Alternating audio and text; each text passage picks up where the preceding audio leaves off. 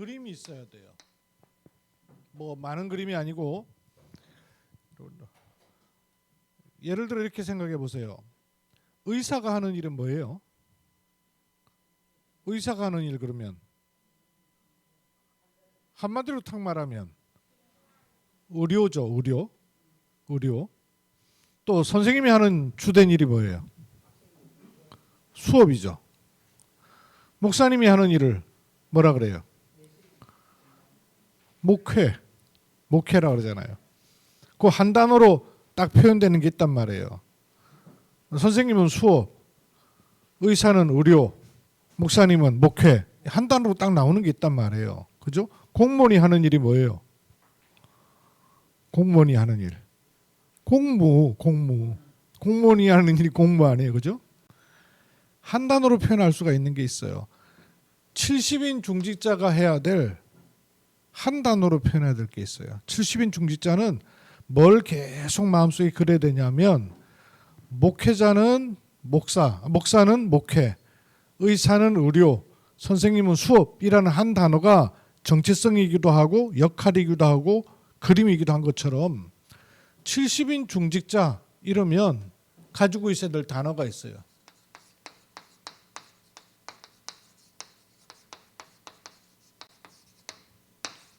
(70인) 중직자의 단어예요.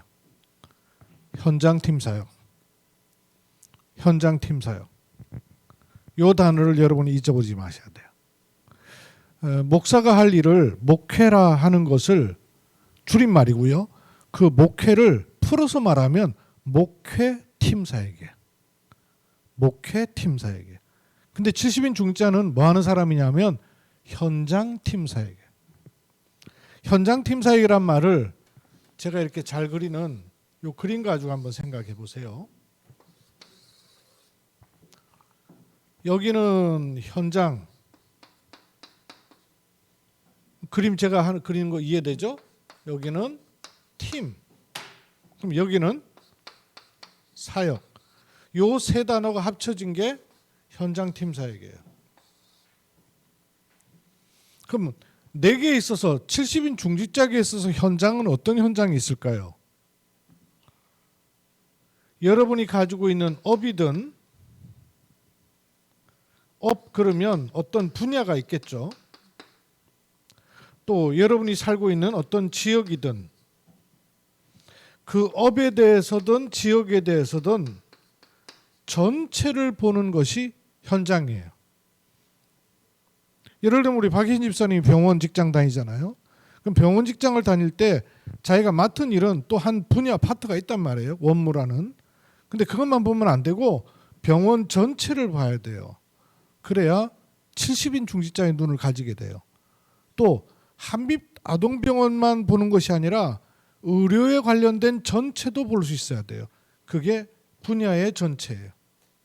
또 여러분이 어떤 지역을 산다 그럴 때 동네 지역 전체를 볼 수 있어야 돼요. 직장인도 마찬가지로. 그런 의미에서 현장이에요. 그리고 그 현장에 또 팀이 있어야 된다는 얘기죠. 70인 중직자가 가져야 될 팁은 어떤 팀이 있어야 되냐면요. 말씀이 준비되어 말씀이 있는 사람, 이 사람이 중요해요. 말씀이 준비된 사람을 가리켜서 하나님의 일을 할 수 있기 때문에 사역자라 합니다. 또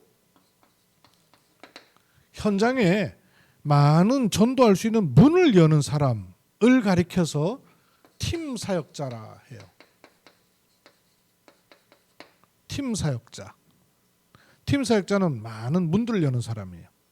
이렇게 말씀이 준비된 사람과 문을 여는 사람이 함께 이런 직장 현장, 지역 현장, 분야, 업 현장을 잘 보면 이 속에 하나님께서 구원을 주시기로 작정될 뿐만 아니라 복음 증거의 일을 위해서 하나님이 준비해 놓으신 사명자가 있어요. 이 사명자를 찾을 수 있어요. 이런 팀이 70인 중직자에게는 있어야 되는 겁니다. 이걸 계속 그리셔야 돼요. 이걸 다 합해서 사역자, 팀 사역자, 사명자를 다 합해서 한 지역을 살릴 수 있는 지역 요원이라 하면 돼요. 그러면 70인 중직자에게는 하나님께서 누구를 준비해 놓으셨냐면 요 지역 요원이라는 한 세트를 준비해 놓으신 거예요. 내가 구원받았다는 말은요, 나랑 세트가 있다고 말해요. 이해가 되세요? 내가 구원받은 게 언제부터입니까? 언제부터예요? 영세전에 구원받은 거죠. 근데 그게 하나님의 때에 나를 딱 구원하신 거 아니에요. 그러면 내 개인으로 볼 때는 구원이 영세전 구원이에요.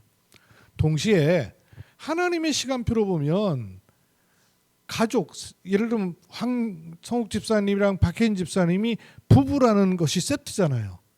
아까 재현이가 엄마 아빠 가리키면서 자기하고의 세트라고 하는데 맞아, 그 세트야, 세트. 요 세트도 영세전에 하나님께는 완성돼 있었던 거죠. 맞아요, 틀려요? 황성욱 집사님이랑 박혜인 집사님이 결혼해갖고 재현이를 만든 거예요? 아니잖아요. 재현이도 영세전부터 약정돼 있었던 것이죠. 그래서 두 사람을 만나게 하시고 그 가정에다가 재현이를 보내시는 거란 말이에요. 요 세트가 있단 말이에요. 믿어지십니까? 그러니까 가족과 관계도 세트예요, 세트. 그래서 구원을 하나님의 지체를 찾는 거라 그러잖아요. 결혼을 뭐라 그래요? 남녀가 만난 게 아니라 지체가 만나는 거란 말이에요. 이는 내 몸이죠, 이는 내 뼈다 이러잖아요. 아담이 하와를 보고 이는 내 몸 중에 몸이요, 내 뼈 중에 뼈라 이러잖아요. 지체란 말이에요. 지체. 원래 한 세트였다 그 말이에요. 세트가 만나지는 게 가족이고 가문입니다. 맞습니까?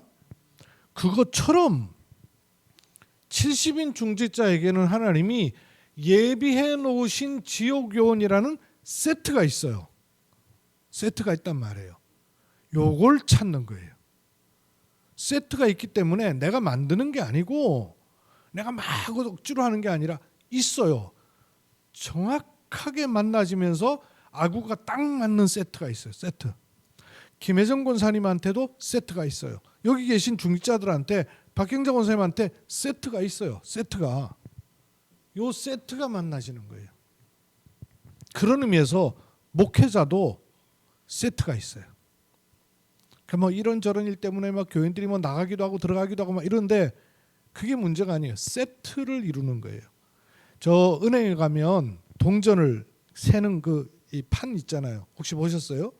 동전 쫙 붙고 난 다음에 100원짜리 세트 있는 거는 동전 싹 붙고 쫙 흔들면 100원짜리만 착착착 돌아가고 나머지 싹 빠져나가요. 50원짜리 세트는 50원짜리만 싹 자리 앉고 나머지 싹 빠져나가요. 이 세트를 완성시키는 판이잖아요. 그것처럼 지역 현장에는 하나님이 나에게 허락하신 세트가 반드시 있다. 이걸 알아야 돼요. 이게 70인 중직자가 가져야 될 그림이에요. 그래서 그걸 팀이라 그러는 거예요. 요걸 찾으세요. 말씀이 준비된 사역자, 문을 열 수 있는 팀 사역자, 그리고 현장에 예비되어 있는 거예요. 예비되어 있어요. 사명자. 그러면 요 둘, 나에게 말씀이 준비된 사역자와 문을 열 수 있는 팀 사역자가 세트를 이루면 현장의 사명자를 계속 찾아낼 수 있다 그 말이에요. 그러면 나는 이분들을 움직일 수 있는 사역이 돼야 되겠죠. 이분들이 움직이고 같이 세트가 될 수 있는 사역이 돼야 되겠죠. 그 사역의 아주 중요한 부분이 뭐겠어요? 메시지입니다. 근데 그 메시지 중에 바탕이 되는 걸 가르쳐서 기본 메시지 그래요. 아까 재현이가 오늘 랩런트 학교 없는 바람에 일찍 왔단 말이에요. 근데 선생님들이 안 계시니까 지 혼자 방에 들어와 가지고 날 보더니 대뜸 묻는 게 있어요. 목사님 궁금한 게 있어요. 그 내가 예수님이 그리스도라는 것도 믿어진대요. 예수님이 그리스도라는 것도 알겠대요. 근데 내가 어떻게 구원을 받았는지는 모르겠대요. 내가 구원을 받았는지 안 받았는지 잘 모르겠다는 거예요. 예수가 그리스도이신 건 믿어지는데 내가 어떻게 해서 구원받았지? 내가 구원받은 게 맞나? 잘 안 믿어진대요. 얼마나 중요한 질문이에요. 그 내가 앉혀서 성경 읽어줬어요. 요한복음 1장 12절하고 요한일서 5장을 같이 읽어줬어요. 읽으면서 영접하는 자 곧 그 이름을 믿는 자 하나님이 자녀가 되는 권세를 주셨으니. 영접이 뭐예요? 예수님 모셔드리는 기도, 예수님 나의 주인 되었어요 하는 기도, 그걸 말해요. 그러니까 나는 서밋 되게 해주세요. 그다음 복음 전하게 해주세요. 또 우리 성도님들 코로나 안 걸리게 해주세요. 이런 기도는 다 했는데 예수님을 영접하는 기도는 안 했는 것 같은데요. 그래요. 영접하는 기도를 안 한 것 같아요. 그렇지. 지금 재현이가 나이가 7살? 8살? 재현이 8살이니? 9살. 오이쿠야. 그렇구나. 아직 생일 안 지났으니까 9살이구나. 이제 새로 하는 생일로 말하면. 그 지금 9살이니까 지금 9살 때는 기도가 이런 서밋 기도, 렘넌트 기도, 전도하는 기도야. 근데 영접하는 기도는 9살 때 한 게 아니라 더 어렸을 때 했단 말이에요. 더 어렸을 때 했으니까 네가 영접한 기도를 기억을 잘 못하는구나. 엄마 뱃속에서 태어난 거 너 기억나니? 그러니까 잘 모르겠대요. 그럼 너 엄마 뱃에서 태어난 거 어떻게 알아? 그러니까 네가 봐서 아는 거야? 아니면 엄마 얘기 듣고 아는 거야? 그러니까 엄마한테 얘기 듣고 아는 것 같아요. 추억이 있고 엄마 아빠랑 같이 추억이 있고 이렇대. 그런 거 생각하니까 안 돼요. 그래 네가 추억 있는 것도 7살, 더 올라가면 5살, 3살, 어이구 기억이 희미해지네. 7살 정도밖에 모른단 말이에요. 영접을 하긴 했는데 언제 했는지 모르니까 지금 영접기도 안 하죠. 그래서 네가 영접기도 전에 했는데 기억 잘 못할 거야. 그러나 지금 네가 예수님이 그리스도라는 걸 확인했고 아니까 지금 그 예수님을 내 마음속에 영접합니다. 해도 얼마든지 좋다. 목사님과 같이 지금 예수님을 영접하는 기도를 할래? 그래서 하게 됐어요. 그러고 나니까 자기가 영접기도를 안 했기 때문에 내가 예수님 어디 계시니 물어보니까 영접기도 안 했기 때문에 내 안에 계신지 안 계신지 잘 모르겠대요. 그래서 영접기도 이런 의미를 얘기했어요. 메시지. 어떤 메시지 있어야 돼요? 기본 메시지 가지고 있어야 될 4가지. 신분과 그 신분에 따른 축복. 이거 기본 메시지예요. 그죠? 이거 반드시 가지고 있어야 되죠. 그리고 이 신분과 함께 이 축복을 계속 누릴 수 있는 비밀이 뭐냐면 기도 응답이에요. 기도 응답. 기도 응답 받을 수 있는 길이 뭡니까? 얻은 것과 얻을 것. 이거 누리면 돼요. 그죠? 얻은 것과 얻을 것. 그리고 이거를 그냥 갖고 있는 게 아니라 비밀로 가지고 있어야 지속이 돼요. 지속이 돼요.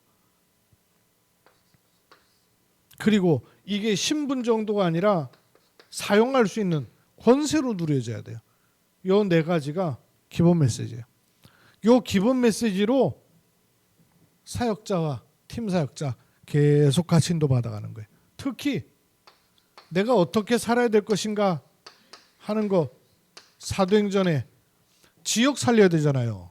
지역 복음화의 축복 여기 다 들어있어요.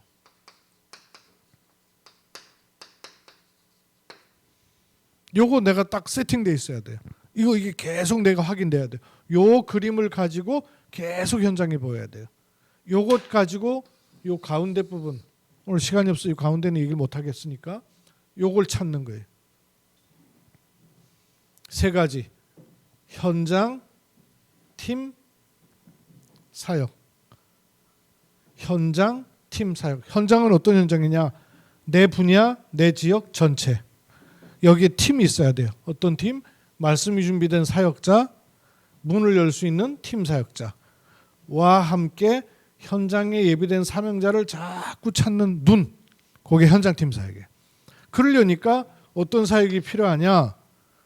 기본 메시지로 말씀이 딱 확립이 되면 되죠. 마치 아까 박혜진 집사님 그러더라고요. 재현이가 이제 묻는 질문에 대해서 다 대답을 해주려니까 이게 쉽지가 않더라는 거예요. 이제 오히려 내가 공부해야 되겠구나 이런 생각까지 든다는 거예요. 메시지 확립돼야 되죠.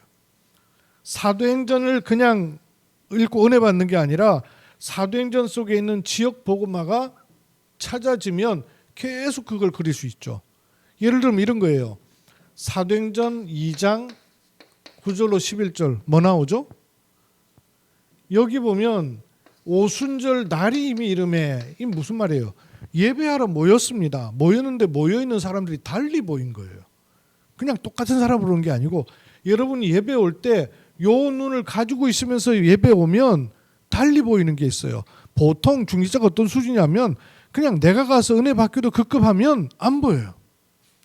교회 예배 왔을 때 요런 사람들이 몰려와 있다는 걸 알면 한 사람 한 사람이 얼마나 귀중하고 그 사람에게 내가 어떤 생각과 마음과 말을 할 수 있느냐 하는 의미를 가지고 한마디를 하더라도 한마디가 달라지는 거예요.